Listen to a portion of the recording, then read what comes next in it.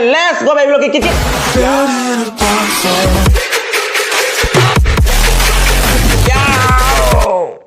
Hai mayam kita matang ngasih video video pudun lah sedang ngasih kan maten cang na itu mayam tapi na segi maten ki makai segi tahu jare ko asik lay jare segi muti lay jare asik lay jare koi kali ya thong lay jare asik beri iro lay jare asik lay jare kairo gila putro ki bora lay jare asik awat bigi sinju lay jare asik moro chau biga khaji ngari ke tahu na kangau lay jare koi kya simla mis ka khaji ngari ke tahu na kangau lay jare asik lay jare beri kangau beri mapung na kangau tahu jare asik ni ngasih ki maten itu mayam saba uno betul kan let's go baby look ya utang jare ke ham de khoti ham lak ekam cha ekam ho jare ko ado do sa ba udingai siga wai amani ta hajiram ge asegi mathen sing se request ro pai che sel khada ki mingam ta hajiram ge asegi khogi kaino sage muti siga khogi laputhro bora siga request ro pai gi senupi malai gi channel pai bai sen maduna ta channel pai bai sen ni masu ai bangonda isen ani khanja yesu mana ingonda request ro pani sage muti siga gai kaino ga du laputhro bora siga sabiro waina sage muti ga laputhro bora ga sabiro na magi mingdo lai jabani magi channel lo siga thoalam ge magi mingdo sinam thoi blog ai lai bani yam pha bai sen ni masu phaja phaja comedian ki video jam sem mani yam phaja phaja video sem mani अखोगी sister Yumnam sister का तौरगा मोय कना कना मोय अहु मरी पुल्लगा फजा फजा वीडियो से मनी मयाम नुंगसी बिदना मंगोदो सपोर्ट तोबियो मा नेंगोन हाजिरक पनी ngasi युमनाम सिस्टर कनो सॉरी सिनाम थोय ब्लॉग तुनै ngोंदा इसन दुना रक पनी सगे उतिगा दुगैदि लफुथरो बोरागा चाबिरो वाइना अदुगैदि नोमी ब्लॉग आने सुले पनी मागी नोमी ब्लॉग सु ओराम के दोसु जाम फबा इसन मनी नोमी ब्लॉग तुनै ngोन हाजिरक पनी अखोय अबाथबि सिंजु चाबिरो वाइना अर अबाथबि सिंजु कैनों का मथेन हाबिन दोरि काउतरे को अदुगी मथेन दोरि सिगा यावरक त्रे दोना नोमी ब्लॉग की नोमी इसन की दमकता नोमी ब्लॉग इसन की दमकता अवाथबि सिंजु सिगा लय जरे अतै की मथेन जिंजरी अइना पामजाव मथेन गाक्तनी अब अइना सुम पुरकपनी कलिजा थोंगम प्रे अरगैदि सिगा कैनो की अखोय की दु जंगी दु करियादि बेरी इरोमा लय जरे बेरी कंगाउ लय जरे अरगदि शिमला मिर्ची कंगाउ लय जरे सेनी असे हारका मयाम चाबा उनो बेतर के लेट्स गो बेलो की या तब जरगा खुती आमने हम लाख कम चाबा कम उतरे को नो मयाम नुंगसी बिदुना इसन ननी सेगी चैनल दो तपिदुना सपोर्ट तोबियो इसन ननी दुगी चैनल लो इन डिस्क्रिप्शन लिंक हापचरमगनी याम फबा इसन नतनी अदोरी हेकम चाबा कम उतरे को आमे मथेन सिगे कम आइना कैनोरी दो कैनोगी दो से उठी जंग दो कई माली जंग उठी से करियादि सगे मुटी निको सगे बोम मालबनी जंग सगे मुटी से मसक मानबे वानी महाउदी मानरोय लोइना नपसन घरे असिगे एकदम हो जरगे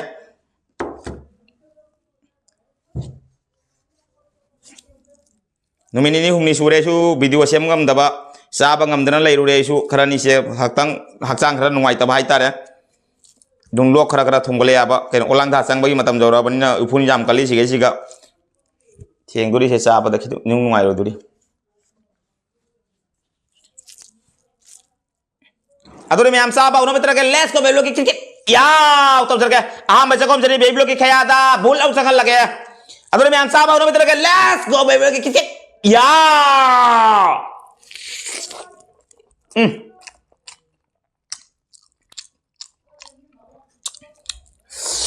हावरे जगे मुठी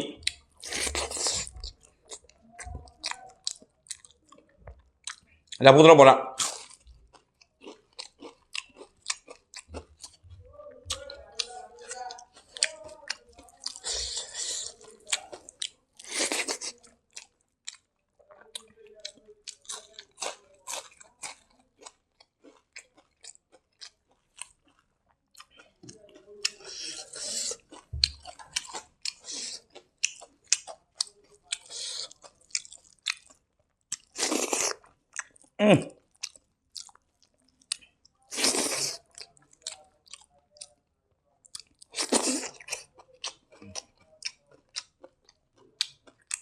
Apa? Wasabi sinju.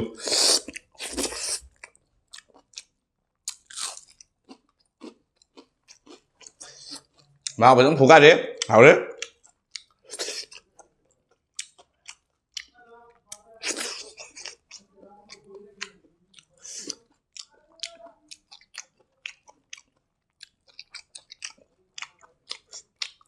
Beri pikun ni macam sanju, nong terlalu beri ni.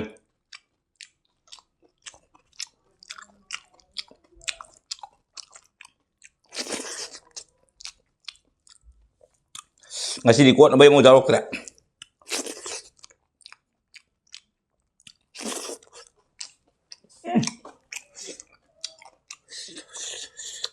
Yen dong kali jatuh.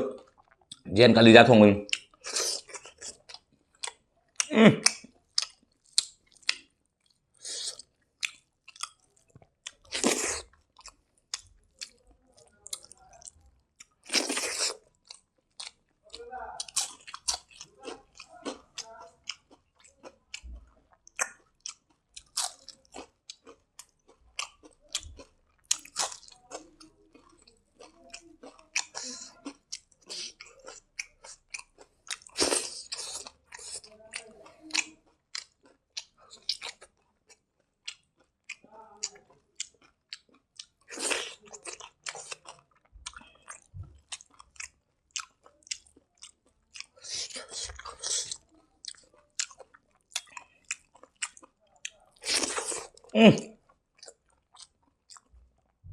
Ở trên học đi.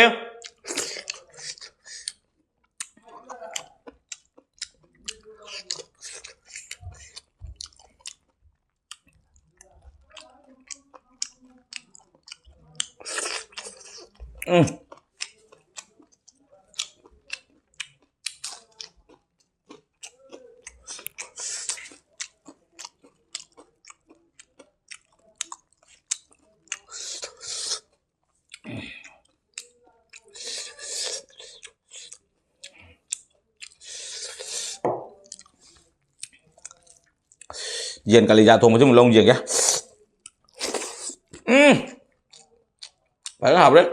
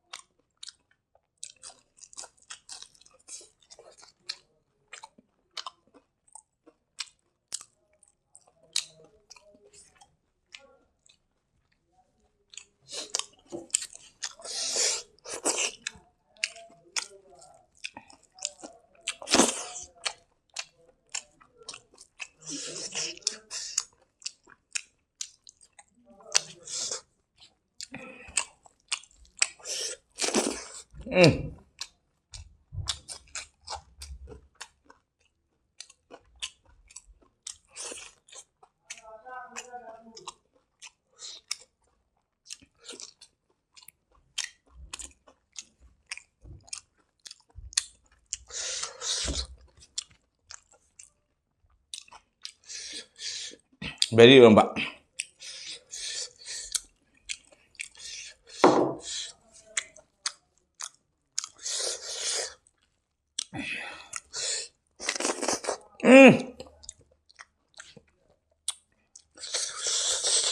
Padahal udah beda sini mu.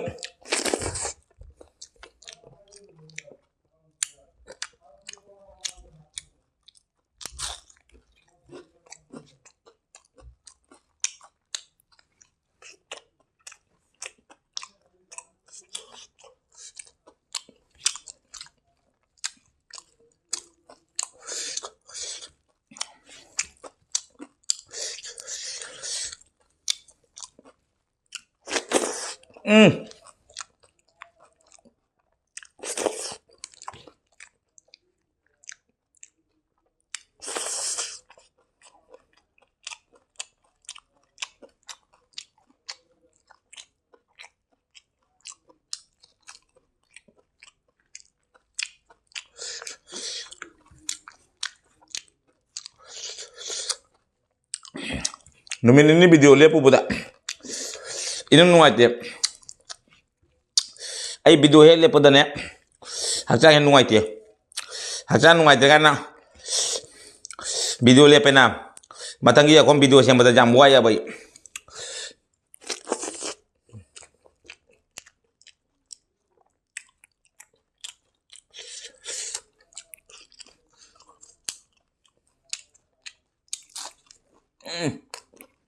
Wow, good.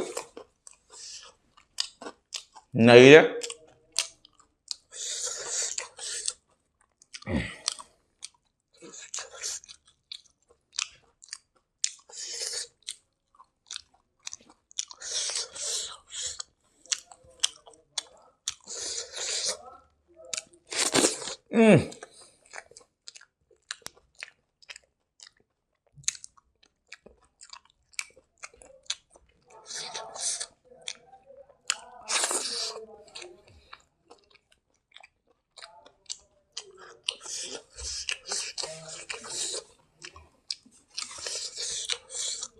ꯑꯋꯥꯊꯕꯤ ꯁꯤꯡꯖꯨ ꯍꯥꯎꯋꯤ ꯄꯨꯟꯁꯤꯒꯤ ꯑꯍꯥꯟꯕ ꯆꯥꯕꯅꯤ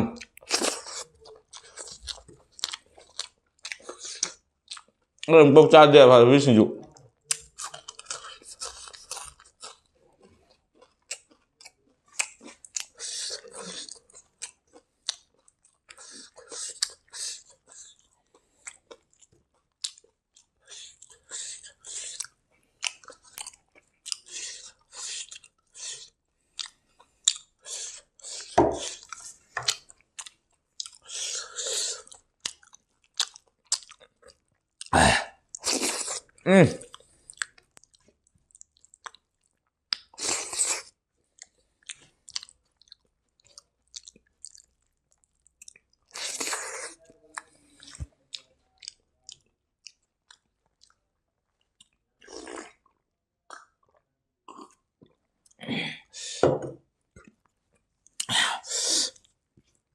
fazendo haure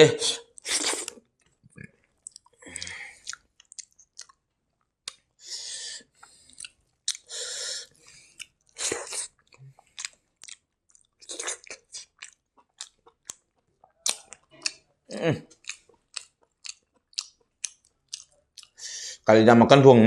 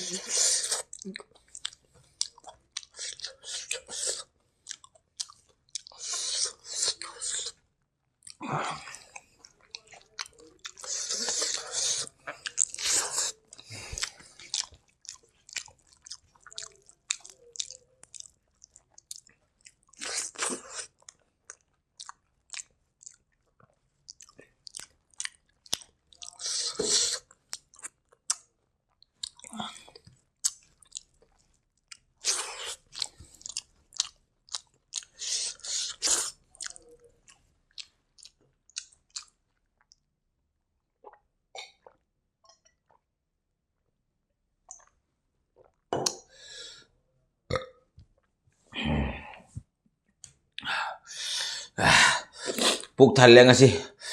loi leme sak tani lem di se yen dong masu le hore yen kalija thongba iro masu lei re du beri su ama ni lei re asi su lei re si apun mak loi lei re du hajang su loi re puk phajan pokhaya yadre over oi re sak ki loi chasang re चाबा सुलू रे बनी ने मया Matang the video lotion में तरका video yang banu ngai ka di like share comment do ka bi kanu channel sida nong chang paisi nau sing le kana channel se bu subscribe tau mudam ne bell icon ke tang law ni ko ka bi kanu adu di song mi na ta ngai gen no video thang ba ni ka tang ni kana ba do ki ta channel subscribe tau mudam ne bell icon ke tang law ni ko ka bi kanu hane je na jer ba iste sister brother mi am boy ngai le tene baby log thakat tani maya manu si video ki video se bu sar law na kra sia to video se har ka maya de kana baya thang no jer ka ngachi ki baby log ko ta ke next video no phang na chi ngachi ki bye bye